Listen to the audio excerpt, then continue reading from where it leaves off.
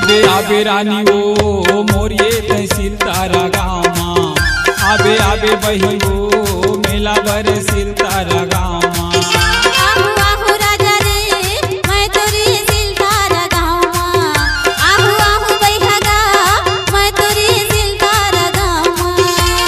माया पीरित के गोट गोटियाबो ये पूछत पूछत आबे वो पगली रूप राम मोर नावला। आबे आबे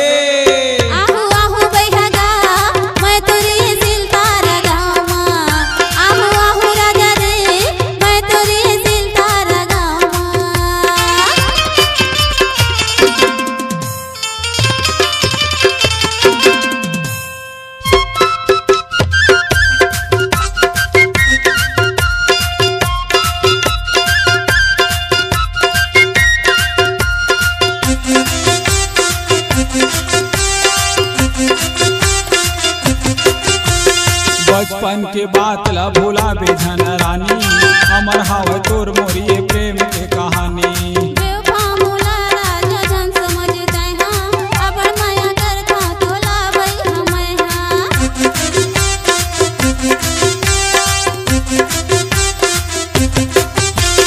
बचपन के बात ला भूला बेझन रानी। अमर हाव तोर मोरिये प्रेम के कहानी।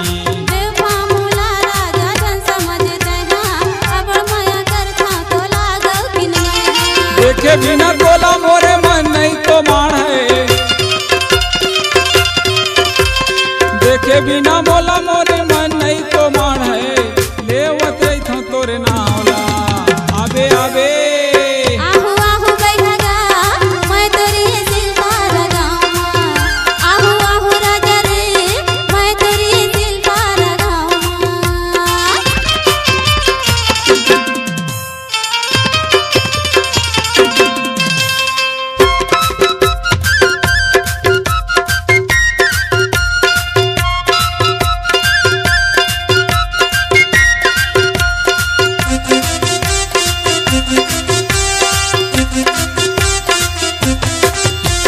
कैसे बताओ रानी तोला मन के बात। बिना पहावे न पहावे नहीं रात।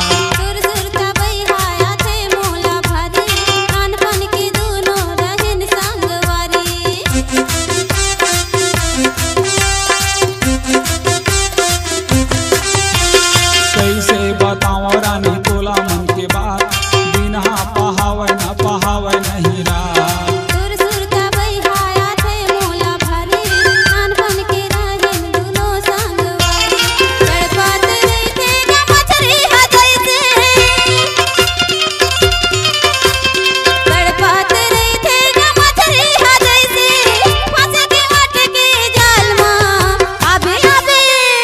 आबे आबे रानी ओ तय मोरिये सितारा गाँव माँ।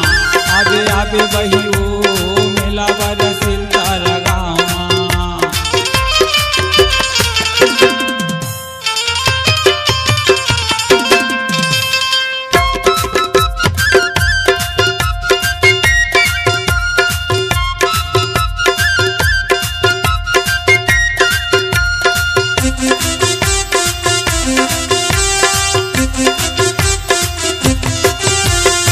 आबे तमाया के गोठ गोठियाबो अपन अंतस के बात ला बताबो।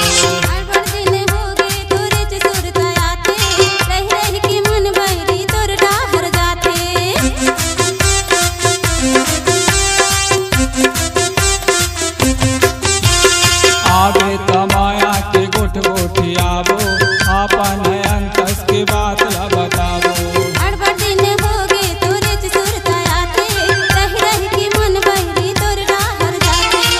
पान तिर है पर गाँव सिले तरा। निमही अवली मातिर गाँव सिले तरा। झन भुलावे बहिना। आबे आबे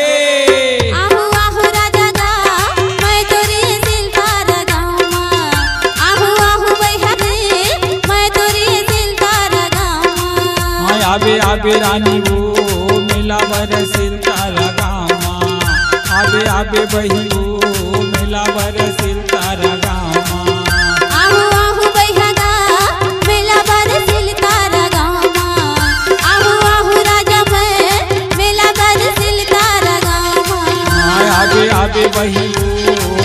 बरसिल